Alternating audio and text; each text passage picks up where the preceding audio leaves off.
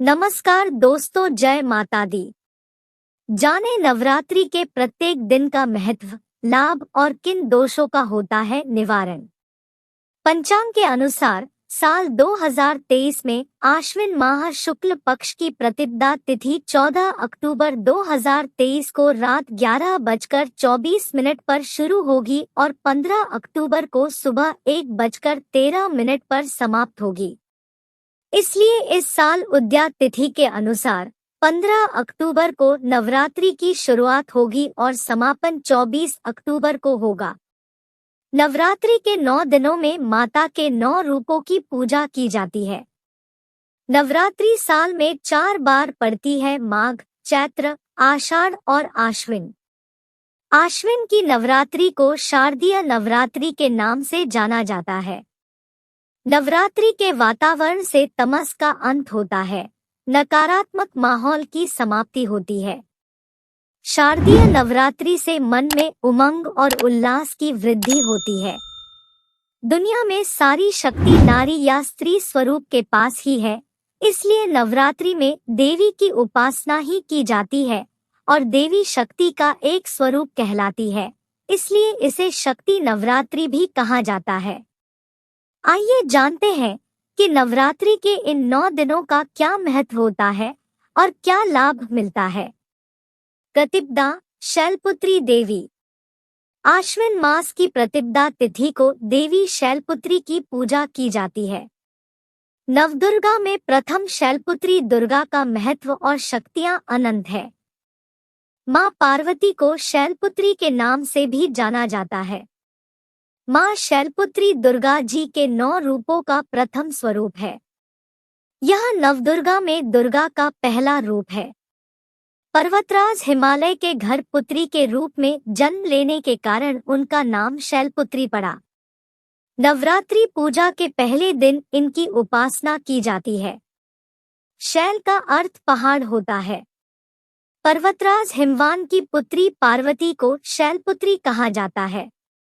इस दिन माता शैलपुत्री के चरणों में गाय का घी अर्पित करने से चंद्र दोष से मुक्ति पाने और निरोगी रहते हैं। द्वितीया ब्रह्मचारिणी देवी। नवरात्र के दूसरे दिन मां दुर्गा के देवी ब्रह्मचारिणी रूप की पूजा करने का विधान है। मां ब्रह्मचारिणी के दाएं हाथ में माला और बाएं हाथ में कमंडल है। शास्त्रों में बताया गया है कि मां दुर्गा ने पार्वती के रूप में पर्वतराज के यहाँ पुत्री बनकर जन्म लिया और महर्षि नारद के कहने पर अपने जीवन में भगवान महादेव को पति के रूप में पाने के लिए कठोर तपस्या की थी। माता ब्रह्मचारिणी को शक्कर का भोग लगाने से व्यक्ति को मंगल दोष से मुक्ति मिलती है। क्योंकि शिव जी को पति रूप में पाने के लिए माता रानी ने ब्रह्मचर्य नियम का पालन करते हुए कठोर तपस्या की थी। तृतीया चंद्रघंटा देवी। नवरात्रि के तृतीय दिवस यानी तीसरे दिन मां चंद्रघंटा की पूजा की जाती है। मां चंद्रघंटा को परम शांतिदायक और कल्याणकारी माना गया है। इनके मस्तक पर घंटे के आकार का आधा चंद्र है, इसीलिए इन्हें मां चंद्रघंटा कहा जाता है। अन्य विशेषताओं की बात करें तो इनके शरीर का रंग स्वर्ण के समान है। मां चंद्रघंटा देवी के 10 हाथ है। इनके हाथों में शस्त्रास्त्र विभूषित है। इनकी सवारी सिंह है। कुंडली में स्थित शुक्र दोष का निवारण करने के लिए मां चंद्रघंटा की पूजा करना विशेष फलदायी होता है। इसलिए शुक्र दोष वालों को इस दिन माता की पूजा करनी चाहिए और मीठी खीर का भोग लगाना चाहिए। चतुर्थी कूष्मांडा देवी। नवरात्रि का चौथा दिन मां कूष्मांडा को समर्पित होता है।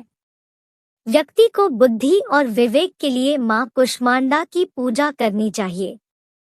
मां कूष्मांडा की 8 भुजाएं हैं।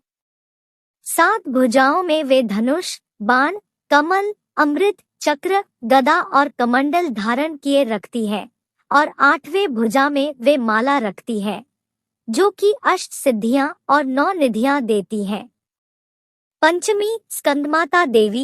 नवरात्रि के 5वें दिन मां स्कंदमाता की पूजा की जाती है। स्कंदमाता की पूजा से बुध ग्रह दोष निवारण होता है। माता पार्वती के पुत्र कार्तिकेय का नाम स्कंद है, इसलिए मां पार्वती के इस रूप को स्कंदमाता भी कहा जाता है। षष्ठी, कात्यायनी देवी। नवरात्रि का छठा दिन मां कात्यायनी को समर्पित होता है। माता कात्यायनी की आराधना से गुरु ग्रह मजबूत होता है। माता ने ऋषि कात्यायन की पुत्री रूप में जन्म लिया था, इसलिए माता को कात्यायनी नाम से भी जाना जाता है। सप्तमी, कालरात्रि देवी। नवरात्रि का 7वां दिन मां कालरात्रि को समर्पित होता है। शनि दोष के निवारण के लिए मां कालरात्रि की पूजा की जाती है। मां कालरात्रि अपने भक्त को जीवन में आ रही सभी मुश्किलों से मुक्त करती है। अष्टमी, महागौरी देवी। नवरात्रि के 8वें दिन मां महागौरी की पूजा की जाती है। महागौरी की पूजा से संतान सुख की प्राप्ति होती है और राहु दोष का निवारण होता है।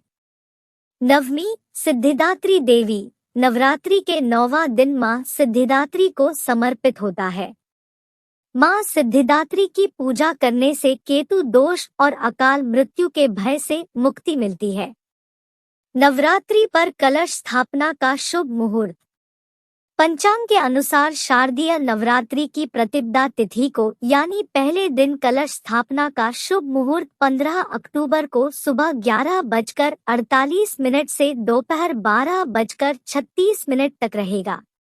ऐसे में कलश स्थापना के लिए शुभ मुहूर्त इस साल 48 मिनट ही रहेगा।